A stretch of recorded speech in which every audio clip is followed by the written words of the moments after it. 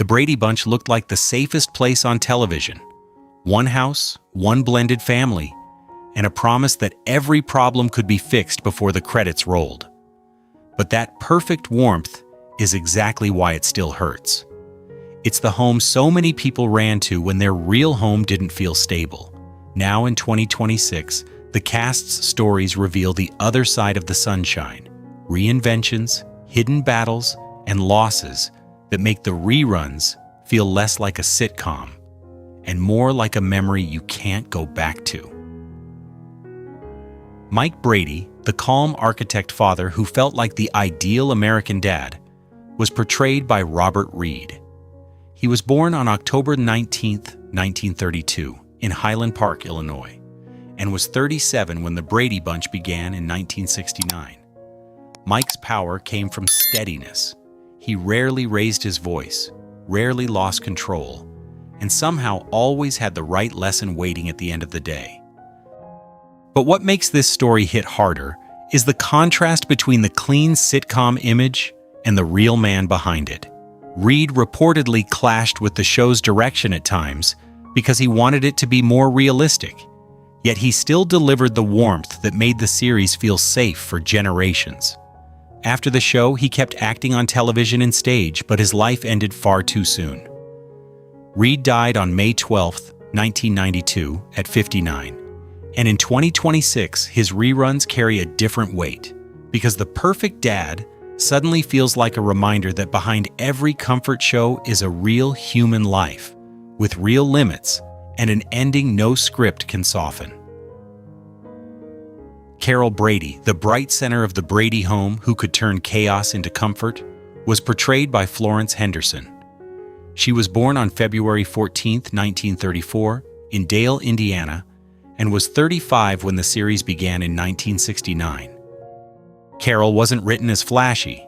She was written as reliable, the kind of mother who could keep a blended family from cracking by making love feel routine, not dramatic.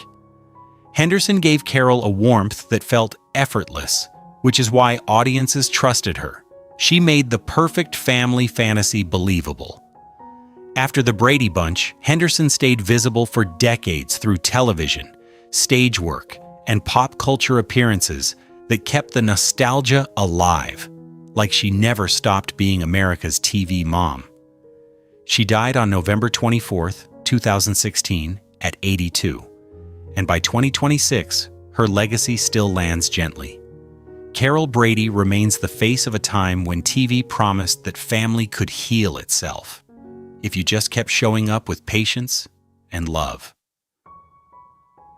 Alice Nelson, the housekeeper who quietly became the glue holding the Brady home together, was portrayed by Ann B. Davis. She was born on May 3, 1926, in Schenectady, New York, and was 43 when the Brady Bunch began in 1969. Alice wasn't just help, she was the truth teller, the problem solver, the one who could tease the kids, steady Carol, and deflate Mike's seriousness with a look and a perfectly timed line. Davis played her with warmth that felt lived in, like Alice had been part of families long before the cameras arrived. And the irony is, Davis already had serious comedy credentials before the Bradys. She won a Primetime Emmy for The Bob Cummings Show, which is why Alice never feels like a stereotype.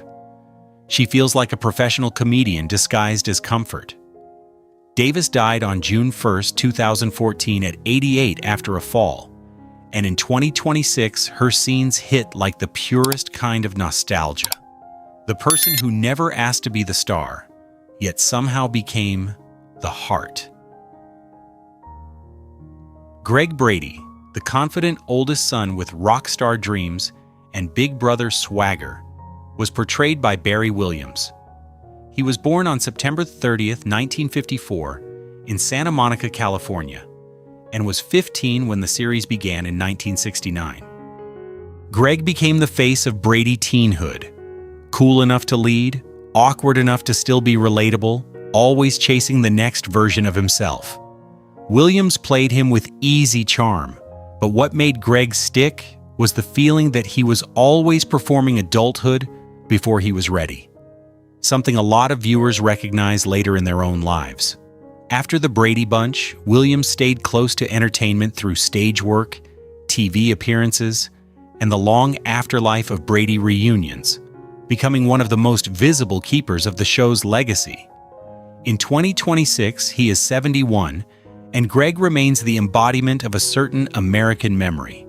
The era when TV promised your future could be bright, as long as you smiled and kept the harmony. Peter Brady, the middle son forever caught between wanting attention and trying not to look foolish, was portrayed by Christopher Knight. He was born on November 7, 1957, in New York City, and was 12 when the series began in 1969. Peter's comedy lives in that middle child tension, trying to be cool, failing loudly, then pretending he meant to do it. Knight made Peter lovable because he never played him as a joke. He played him as a kid, honestly a joke. He played him as a kid honestly confused about who he's supposed to become. After the series, Knight's story became one of the most interesting pivots. He stepped away from acting for stretches and found success in business and technology, later returning to the public eye through reality TV and Brady nostalgia projects. In 2026, he is 68, and Peter's legacy still lands because it's so human. The boy who kept trying to stand out and accidentally taught viewers that insecurity is universal, even in a perfect family. Sam Franklin, the cheerful butcher and Alice's steady boyfriend, was portrayed by Alan Melvin.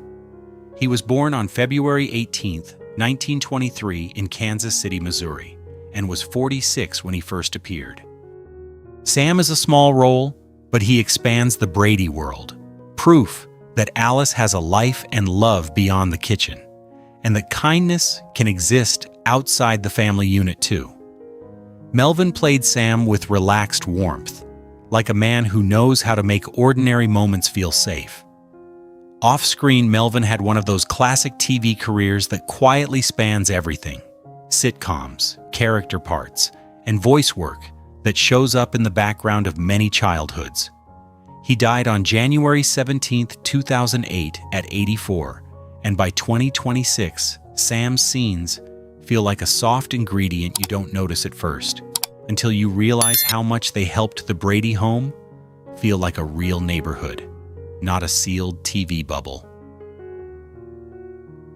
Oliver, the young cousin added late in the series, was portrayed by Robbie Rist. He was born on April 4, 1964, in La Mirada, California, and was 10 when he joined in 1974. Oliver's story is famous for reasons bigger than the character. He became the symbol of a TV trope. When ratings dip, producers add a cute kid and hope lightning strikes again. The phrase Cousin Oliver syndrome exists because of this, which is a wild legacy for a child actor who is simply doing his job. But Rist didn't get trapped by the joke. He built a solid second career in voice acting and music, including voicing Michelangelo in Teenage Mutant Ninja Turtles, 1990, proving that even a controversial sitcom edition can grow into a respected working artist. In 2026, Rist is 62, and Oliver remains a strange kind of lesson. Sometimes TV history remembers you not for what you did, but for what the industry tried to do through you. Bertram Grossman, a small but memorable supporting character, was portrayed by C. Lindsay Workman. He was born on March 6, 1924, in Pittsburgh, Pennsylvania, and was 46 when he appeared. Workman represents a forgotten skill set of classic TV, the character actor who can step into a scene for a few minutes and make the world feel populated, like the Bradys don't live on an island. He carried that familiar face energy across countless series of the era, often playing professionals and authority figures that grounded sitcom plots in something believable. Workman died on March 24, 2012, at 88, and by 2026, his presence reminds you how much old television relied on these quiet pros, the people who didn't headline posters, but helped make the main cast feel like they existed inside a real America. Mr. Dimsdale, the banker who shows up briefly but adds texture to the Brady world, was portrayed by John Wheeler. He was born on June 20th, 1930, and was 40 when he appeared. It's a small role, but that's the point. The Brady Bunch worked partly because it had a believable outer world: principals, doctors, bankers, neighbors, the everyday adults who made the kids' problems feel like real-life problems. Wheeler built his reputation as one of those steady character actors you kept seeing across decades, popping up in series after series, like a stamp of credibility. In 2026, Wheeler is about 95, and Mr. Dimsdale's presence is a reminder of what classic television did so well. It made even tiny moments feel like part of a bigger, living world, then trusted the audience to remember the feeling, not the screen time. Zachariah T. Brown, the quirky character who feels like he wandered in from another classic sitcom universe, was portrayed by Jim Backus. He was born on February 25, 1913, in Cleveland, Ohio, and was 58 when he appeared. Backus wasn't just a guest star, he was already pop culture royalty, famous as the voice of Mr. Magoo and as Thurston Howell III on Gilligan's Island. That's why his Brady appearance lands like a crossover event from the golden age of TV, a reminder that sitcom history is one big shared neighborhood. Backus brought a unique charm, comedic authority mixed with cartoon warmth, and he made even an oddball moment feel like a confident professional at work. He died on July 3, 1989, at 76, from pneumonia complications, and by 2026, his legacy still feels everywhere, in animation, in sitcom archetypes, and in the way a single voice can shape childhood memories across generations. Mr. Phillips, the strict but fair school principal, was portrayed by Jack Collins. He was born on September 21, 1918, and was 52 when he appeared. In a family sitcom, the principal's job is to represent the world's rules, and Collins did that with classic authority, firm voice, controlled posture, the kind of adult presence that instantly makes kids sit up straighter. Collins had a long, varied career beyond the Bradys, appearing in major TV and film projects, often as exactly this kind of figure, the man whose approval matters. That's why his scenes work even when brief. He feels like the real adult world pressing in on a family that otherwise lives in sunny lessons. Collins died on January 31, 2005 at 86, and by 2026, his legacy is part of what makes classic TV comforting. The authority figures were sharp, but never cruel, because the point was still hope. Marcia Brady, the oldest daughter and the perfect teen every sitcom seemed to want, was portrayed by Maureen McCormick. She was born on August 5, 1956 in Los Angeles, California, and was 13 when the series began in 1969. Marcia became iconic because she felt effortless, pretty, confident, popular, so much so that her misfortunes became cultural catchphrases, but her story hits harder when you remember what perfect can cost. McCormick later spoke openly about personal struggles after the show, and that honesty reshaped how audiences see Marcia, not as a flawless fantasy, but as the image someone had to carry at a very young age. Over time, she rebuilt a public life through TV appearances and Brady reunions, turning nostalgia into something more human. In 2026, she is 69, and Marcia's legacy is bittersweet in the most classic Hollywood way. The girl who looked like she had everything, then grew up and proved survival is the real achievement. Cartoon King, the lively children's show host, was portrayed by Hal Smith. He was born on August 24, 1916, in Petoskey, Michigan, and was 53 when he appeared. Smith is one of those performers who quietly shaped American TV from the inside. He played Otis Campbell on The Andy Griffith Show and voiced countless animated characters, including Owl in Winnie the Pooh. That's why his Brady appearance feels like a nod to an entire era of entertainment. The people who made kids laugh across sitcoms, cartoons, and variety shows. Smith had the kind of voice and timing that instantly signals classic television, and even brief screen time becomes memorable because he brings a whole history with him. He died on January 28, 1994, at 77 from a heart attack, and by 2026 his legacy is still everywhere. Anytime a cartoon voice feels familiar, there's a chance you're hearing the echo of performers like Hal Smith. Mr. Driscoll, a minor but grounding adult character, was portrayed by Pitt Herbert. He was born on September 25, 1914 in New York City, and was 55 when he appeared. Herbert's value to a show like The Brady Bunch is subtle but essential. He's the kind of dependable character actor who makes a sitcom's world feel real, because he looks like someone you'd actually meet. Teacher, doctor, businessman. The everyday professionals who anchor the kids' storylines.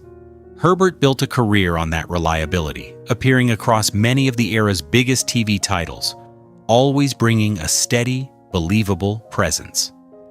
He died on June 23, 1989, at 74, and by 2026, his work reads like a reminder of how old TV was built, not only on stars, but on an army of skilled supporting actors who carried entire decades of storytelling on their shoulders.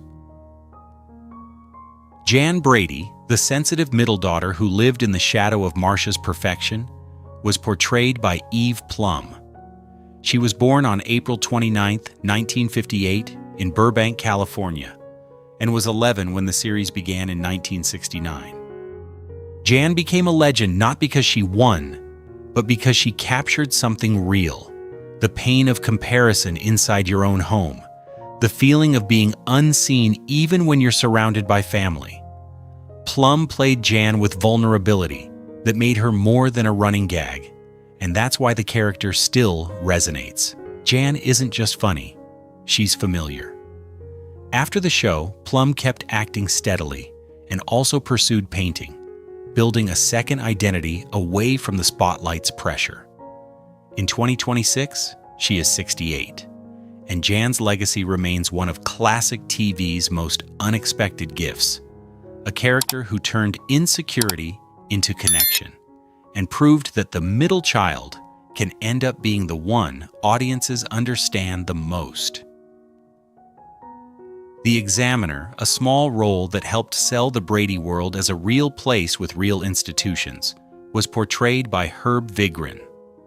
He was born on June 5, 1910, in Cincinnati, Ohio, and was 60 when he appeared. Vigran was a classic veteran character actor, one of those faces that quietly shows up across decades of American television, often playing authority figures with believable weight. These roles matter because sitcoms need reality at the edges. Doctors, examiners, principals, professionals who make the family's problems feel grounded. Vigran's long resume across multiple landmark series is part of why his presence feels instantly credible, even if you don't know his name. He died on November 29, 1986 at 76 from cancer, and by 2026, his contribution still represents something important. Classic TV wasn't only built by stars, it was built by reliable pros who made every episode feel like it belonged to the real world. Harry Duggan was portrayed by Jackie Coogan, a name that carries Hollywood history all by itself. He was born on October the 26th, 1914, in Los Angeles, California, and was 57 when he appeared. Coogan wasn't just a guest actor, he was a former child star from the silent era, famously appearing with Charlie Chaplin in The Kid, 1921, then later becoming beloved all over again as Uncle Fester on The Addams Family. That's why his Brady appearance feels like a handoff between eras. Silent film childhood fame, mid-century sitcom stardom, and then one more stop in a 1970s family show that represented safe TV. Coogan died on March 1, 1984, at 69 from heart failure, and by 2026, his story lands like a cautionary legend. Early fame can be a gift, a burden, and a lifetime identity. Yet somehow, he kept finding ways to stay beloved across generations. The Doctor, a brief but important authority figure, was portrayed by John Howard. He was born on April 14, 1913, in Cleveland, Ohio, and was 58 when he appeared. Howard came from an older Hollywood tradition, classic film and early television, so even a short role carries a sense of weight, like the show is borrowing credibility from cinema history. That's part of what made the Brady Bunch feel timeless. It wasn't only the kids and the lessons, it was the way the series was surrounded by seasoned professionals who made the world feel legitimate. Howard died on February 19, 1995, at 81, from heart failure, and by 2026, his Brady cameo reads like a small signature from classic Hollywood itself, proof that even a comfort sitcom is connected to a much bigger, older industry with legends passing through quietly. Bobby Brady, the youngest Brady boy with endless energy and a constant need to prove he's not little, was portrayed by Mike Lookinland. He was born on December 19, 1960 in Mount Pleasant, Utah, and was 8 when the series began in 1969. Bobby's charm is pure childhood momentum, eager, mischievous, competitive, and always chasing approval like it's a game he can win. Lookinland played him with a natural warmth that made Bobby feel like a real kid living in that house, not a sitcom invention. After the Brady Bunch, Lookinland chose a quieter path, moving away from full-time acting and working behind the scenes in production, then later building a life in business outside the spotlight.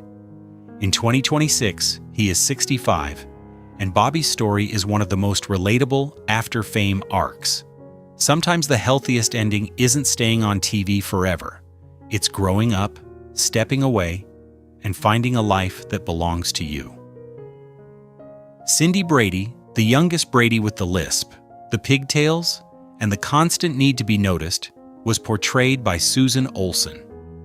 She was born on August 14, 1961 in Santa Monica, California, and was only 8 when the series began in 1969. Cindy's charm is how real it feels. She's sweet, sensitive, occasionally dramatic, and always trying to keep up in a family where the older kids take up all the oxygen. Olsen played Cindy with a natural innocence that made the perfect family fantasy feel softer, like there was still a real child inside it. After the show, Olsen's life didn't follow a single Hollywood lane. She moved through acting, radio, and creative work, staying connected to the legacy without being trapped by it. In 2026, she is 64, and Cindy remains one of those characters who taps a quiet nerve. The little kid in a big family who just wants someone to look down, smile, and say, "You matter too." And that's the real legacy of the Brady Bunch, a show that looked effortless but became comfort for people who didn't have effortless lives. By 2026, some cast members built long second acts, some faced private battles, and some are gone, turning every rewatch into something softer and heavier at the same time. Because the Brady house wasn't just a set, it was a place viewers borrowed when they needed to believe family could still mean safety. If this took you back, like, subscribe, and tell us, which Brady will you never forget? And why?